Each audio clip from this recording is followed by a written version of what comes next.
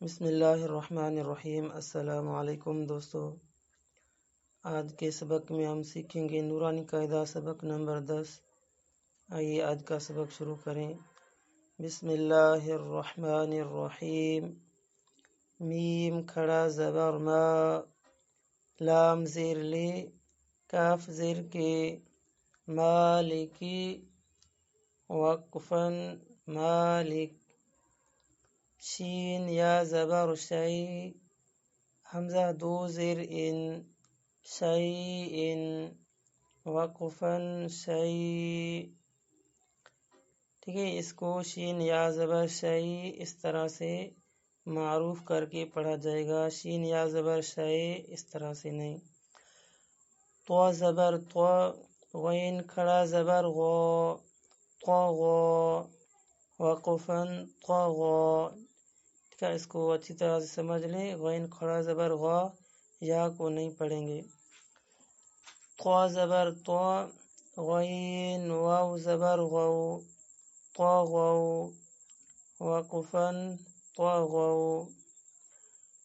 تو یا زبر طوی، را دو زبر رن، طیرن، وقفاً طیرا۔ عین الف زبر عا، دال دو زیر دن، عادن، وقفاً عاد۔ اس کو آپ اچھی طرح سے دیکھ لیں، جہاں کہیں بھی دال ہوگا وہاں آواز کو بند نہیں پڑھا جائے گا، بلکہ اس طرح سے پڑھا جائے گا، عاد، عاد، اس طرح سے نہیں پڑھا جائے گا۔ میں پھر سے پڑھتا ہوں، آپ غور سے سنیں۔ عین الف زبر عا، دال دو زیر دن، عادن، وقفاً عاد۔ عین زبر ع، لام کھڑا زبر لا، علا، وقفاً علا۔ اس کو آپ اچھی طرح سے سمجھ لیں، دیکھ لیں۔ اس میں بہت سارے لوگ غلطی کرتے ہیں کہ اس کو آلہ کر کے پڑھتے ہیں، ٹھیک ہے نا، آلہ، عین کو بھی بلند کھینچ کر پڑھتے ہیں اور لام کو بھی اس طرح سے نہیں پڑھیں گے۔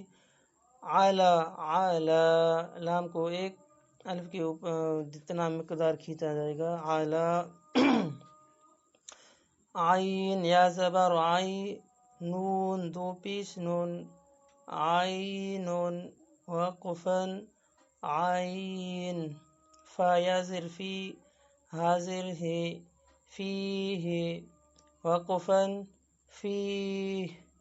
قاف الف زبر قا، لام زبر لا، قال، وقفاً قال۔ تو یہ تھا ہمارا آج کا سبق۔